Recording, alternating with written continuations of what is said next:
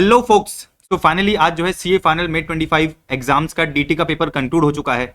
Audit के सैलाब के बाद, ऑडिट के तूफान के बाद फाइनली आईसीआई ने जो है थोड़ी सी बच्चों को सांस दी है, क्योंकि जो डीटी का पेपर इन लोगों ने इस बार बनाया है एवरेज टू लेंथी पेपर बनाया था। ठीक है, तो पेपर जो है बहुत ज्यादा इजी भी नहीं था लेकिन बहुत ज्यादा डिफिकल्ट भी नहीं था, बट दिक्कत ये थी कि पेपर एवरेज था बट थोड़ा सा लेंथी था।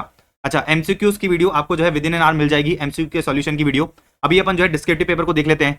अच्छा, डिस्क्रिप्टिव पेपर में देखो, ये जो पहला 40 नंबर का क्वेश्चन था, ये लोगों ने जो है इस बार फर्म और कंपनी का पूछ लिया कि भाई जो आपकी फर्म है वो कंपनी में कन्वर्ट हो रही है, तो फर्म और कंपनी में कन्वर्ट हो रही है तो उसके बेसिस पे आपको क्या करना था, कंपनी का टोटल इनकम निकालना था। तो जहां तक मैंने इसके एडजस्टमेंट देखे, आपको जो है सारे के सारे एडजस्टमेंट बहुत अच्छी तरह समझ में आ गए होंगे। बहुत ज्यादा कोई नए एडजस्टमेंट नहीं थे, बहुत ज्यादा ट्रिकी एडजस्टमेंट नहीं थे। बेसिक अंडरस्टैंडिंग के बेसिस पे जो भी आपके एडजस्टमेंट है वो आपके जो है कंप्लीट हो रहे होंगे एंड आप जो है बेसिकली इनको आराम से सॉल्व करके आ गए होंगे।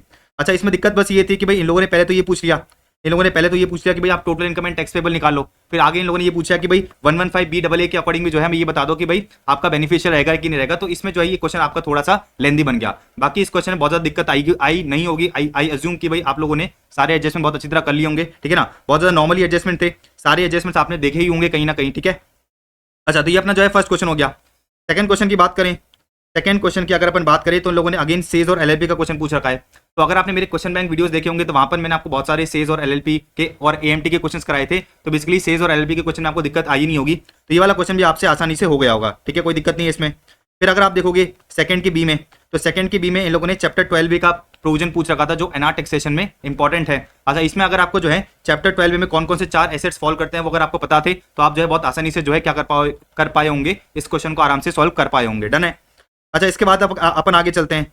थर्ड का इन लोगों ने ट्रस्ट का क्वेश्चन पूछ रखा था। ट्रस्ट का इन लोगों ने जो है क्वेश्चन पूछ रखा था, देखो ये रहा, ट्रस्ट का क्वेश्चन पूछ रखा था। फिर लोगों ने ये वाला क्वेश्चन पूछ रखा था कि भाई जो आपका कॉर्पस डोनेशन मिलता है वो 11/5 मोड्स में जो 11/5 मोड के इन्वेस्टमेंट होते हैं उससे रिलेटेड ये क्वेश्चन था। तो ये थोड़ा सा टेक्निकल था, इसमें अंदर से घुस के आपकी जो है चीजें टेस्ट करी गई है। फिर इसमें पूछ लिया कि भाई ट्रस्ट को जो है टीडीएस काटने की जरूरत है कि नहीं है। इधर तो सिंपली पूछा गया था कि भाई आप जो है बेसिकली ट्रस्ट के हाथ में इंप्लीकेशन बता दो। तो ये भी ट्रस्ट का क्वेश्चन था, ठीक है। थोड़ा सा अपन कह सकते हैं कि भाई टेक्निकल था, आपको जो है टेक्निकल नॉलेज अंदर से घुस के पता होनी चाहिए थी ट्रस्ट की। डन है। इसके बाद आगे अपन चलें तो ये डीटीडब्ल्यू का क्वेश्चन था, सिंपल क्वेश्चन था। इसमें आपको जो है बेसिकली सेक्शन 91 की रिलीफ निकालनी थी।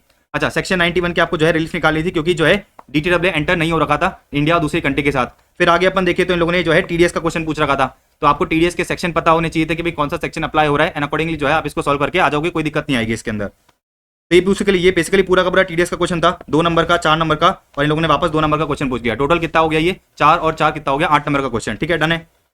अच्छा, आगे बढ़ते हैं। आगे इन लोगों ने ट्रांसफर प्राइसिंग का क्वेश्चन पूछ लिया। ट्रांसफर प्राइसिंग का क्वेश्चन पूछ लिया कि भाई आप हमें ये बता दो कि भाई एसोसिएट एंटरप्राइज है या नहीं है, और इसके बाद जो है बेसिकली अपने को एलपी निकालना था। तो ट्रांसफर प्राइसिंग के बहुत सारे अपने क्वेश्चन सॉल्व कर रखे होंगे, कुछ नया नहीं है इसके अंदर, ठीक है। फिर आगे चलें तो इन लोगों ने, अच्छा ये वाला क्वेश्चन जो है थोड़ा सा इंपॉर्टेंट था, थोड़ा सा अच्छा क्वेश्चन पूछ रखा था। अच्छा, यहाँ पर प्रोविजनल अटैचमेंट और प्रॉपर्टी के बारे में कुछ क्वेश्चन पूछ रखे थे। तो जो आपके मिसलेनियस प्रोविजंस वाला चैप्टर होता है उसमें से ये वाला क्वेश्चन आया था। एंड ये बेसिकली जब मैं बच्चों को पढ़ाता भी था तो बेसिकली मैंने बताया था कि ये थोड़ा सा इसके अंदर जो लिमिट्स होती है थोड़ी इंपॉर्टेंट थी। तो ये वैसे क्वेश्चन बहुत ज्यादा टेक्निकल नहीं है, अगर आपने पढ़ रखा होगा प्रोविजनल अटैचमेंट क्या होता है तो आपको आसानी से हो गया होगा सॉल्व, ठीक है। आगे बढ़े तो अगेन ये इंपॉर्टेंट क्वेश्चन था सेक्शन 292BB का। सेक्शन 292BB तो ऑलमोस्ट बहुत ज्यादा इंपॉर्टेंट होता ही है आपका, ठीक है, तो ये भी आपको पता होगा। अच्छा, फिर इन लोगों ने क्वेश्चन पूछा कि भाई डायरेक्टर ने टीडीएस काट दिया था, डायरेक्टर ने जो है टीडीएस आपका काट दिया था लेकिन जमा नहीं कराया। अब आपको जो है बेसिकली टीडीएस का क्लेम मिलेगा कि नहीं मिलेगा। तो अगेन ये भी इजी है, कोई दिक्कत आई नहीं होगी इसके अंदर। फिर ये वाला जो क्वेश्चन है 3 और 3 6 नंबर का, ये बेसिकली ऐसा क्वेश्चन था जो आपके रैंकर्स होते हैं, वो भी बहुत अच्छी तरह लिख के आ नहीं पाए होंगे, ठीक है ना। अच्छा, स्टैटिक अप्रोच क्या होता है, एम्बिगुइटी अप्रोच क्या होता है, ये आपको पता होगा। इसके अलावा जो एक्शन प्लान 13 होता है ये भी आपको पता होगा। तो ये 6 नंबर का क्वेश्चन था। जो थ्योरी के क्वेश्चंस होते हैं वहां पर आपको जो है क्या करना पड़ता है, एक्यूरेसी मेंटेन करनी पड़ती है, लेकिन जो अपनी एक्यूरेसी है थ्योरी आंसर्स में मेंटेन नहीं हो पाती डीटी और आईआईटी जैसे सब्जेक्ट में। तो ये जो थ्योरी के क्वेश्चंस पूछ रखे थे बहुत ज्यादा एक्स्ट्रा ऑर्डिनरी नहीं थे लेकिन ईजी थे, बट ये है कि भाई थ्योरी जो है बहुत ज्यादा लोगों को एंड तक याद रहती नहीं है। तो ठीक है, ये अपन कह सकते हैं कि भाई एक ऐसा टॉपिक था जो थोड़ा सा बच्चों को दिक्कत दे सकता होगा।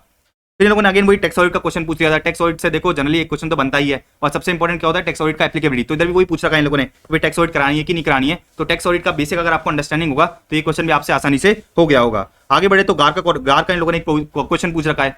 अच्छा, ये जो गार का क्वेश्चन है मेरे क्वेश्चन बैंक में भी आपको एक सिमिलर क्वेश्चन मिल जाएगा। अगर आप क्वेश्चन बैंक वाली वीडियोस देखी होगी तो आपने जो है ये वाला क्वेश्चन बहुत आसानी से कर लिया होगा। और लास्ट इन लोगों ने क्वेश्चन पूछा एडवांस रूलिंग का। तो जनरली होता ही है कि भाई एडवांस रूलिंग जो है एक पेज का चैप्टर होता है एंड जनरली मेन एग्जाम में आपको जो है एक क्वेश्चन तो मिल ही जाता है। तो मोटा अगर अपन देखें तो जो डिस्क्रिप्टिव पोर्शन था वो बहुत ज्यादा टेक्निकल नहीं था, ठीक है ना। अगर आपको जो है डीटी की बेसिक अंडरस्टैंडिंग है, ठीक है ना, डीटी की बेसिक अंडरस्टैंडिंग है तो आपसे जो है ये पूरा का पूरा सॉल्व हो गया होगा। अपन एक्सपेक्ट कर सकते हैं कि भाई ऑन एन एवरेज हर बच्चा का जो है 45 नंबर तो आना ही चाहिए इसके अंदर, क्योंकि बहुत ज्यादा टिपिकल था नहीं बट लेंदी था। ठीक है। तो 45 नंबर तब आएगा जब आपने जो है एक्यूरेटली और जो है टाइमली इसको खत्म कर लिया होगा। ठीक है, मतलब अपन ये कह सकते हैं कि पेपर में बहुत ज्यादा बुराई थी नहीं, पेपर आपका जो है ऐसा आया था कि भाई आप जो है आईडीटी और जो आईबीएस का पेपर है बहुत अच्छी तरह कर पाओगे। अच्छा, मेरे को जो है कमेंट करके जरूर बताना कि मेरे जो रिसोर्सेज है वो आपको जो है बेसिकली हेल्पफुल रहे कि नहीं रहे। अच्छा, जहां तक मुझे कमेंट्स मिल पा रहे हैं, जहां तक मुझे जो है इन्फॉर्मेशन मिल रही है अपने ग्रुप से, तो मुझे यही पता चल रहा है कि भाई जो अपना पेपर था आसान था, प्लस जो क्वेश्चन बैंक वाली वीडियोस थी मेरी बहुत हेल्प करी थी। अच्छा, मैं जो है इस पेपर के लिए एक्साइटेड भी इसलिए था क्योंकि मेरा फर्स्ट बैच मे 25 का जो फर्स्ट बैच है डीटी का वो लॉन्च हो करा था मैंने। अच्छा, मे 25 के लिए एप्लीकेबल था, तो मेरे पास जो है 450 बच्चे थे, 450 बच्चे थे, उनमें से बहुत से बच्चे जो है मे 25 में भी एग्जाम दे रहे थे। तो कुछ बच्चों के मेरे पास फीडबैक्स आ चुके हैं एंड बेसिकली उनका पेपर बहुत अच्छा गया है, तो मैं लिटरली बहुत खुश हूँ। आप लोग भी बताना कि भाई आपका पेपर कैसा गया है। अच्छा, मैं आपको एक और चीज बता देता हूँ, मैं जो है आपको एक और चीज बताता हूँ कि भाई देखो आईडीटी का जो आपका पेपर है नेक्स्ट, उसका हमने जो है 1.5 डेज का प्लानर बनाया है। ठीक है ना। अच्छा, ये जो पीडीएफ है आपको हमारी टेलीग्राम चैनल पे मिल जाएगी, तो टेलीग्राम चैनल आप जो है ज्वाइन कर सकते हो, लिंक मैंने डिस्क्रिप्शन में दे रखी है। देखो यहाँ पर हमने 2 प्लानर बना रखे हैं, यहाँ पर जो हमने 2 प्लानर बना रखे हैं। अच्छा, ये जो पहला प्लानर है इसमें सबसे पहला फोकस है जीएसटी पे, उसके बाद का फोकस है कस्टम्स पे, और जो सेकंड प्लानर है इसमें अपन ने पहले कस्टम्स पे फोकस करा है और दूसरा जो है फिर हमने क्या करा है जीएसटी पे फोकस करा है। तो जो भी आपको प्लानर सूटेबल लगता है आप उसको फॉलो करते हुए क्या कर सकते हो, अपनी 1.5 दिन की प्रिपरेशन कर सकते हो। ठीक है ना। तो अगर ये वाला फॉलो करोगे तो यहाँ पर पहले आपको जीएसटी रिवाइज करना है, देन उसके बाद कस्टम्स रिवाइज करोगे, और ये वाला फॉलो करते हो तो आपको पहले कस्टम्स रिवाइज करना पड़ेगा, फिर बाद में क्या करोगे, जीएसटी रिवाइज करोगे। तो निकिता टिंकर जी ने जो है बेसिकली निकिता टिंकर मैम ने ये प्लानर बनाया है। अच्छा, एक्चुअली उनका पावर, उनका जो लाइट सप्लाई है, ठीक है ना, इलेक्ट्रिसिटी सप्लाई घर का कट हो गया था, इसलिए मुझे इसी वीडियो में मर्ज करना पड़ा। तो ये जो प्लानर है आपको बेसिकली कहाँ मिल सकता है, ये जो प्लानर है हमारे टेलीग्राम ग्रुप पे मिल जाएगा, तो ज्वाइन कर लेना, ये प्लानर ले लेना। अगर इसको फॉलो करना चाहो तो कर सकते हो।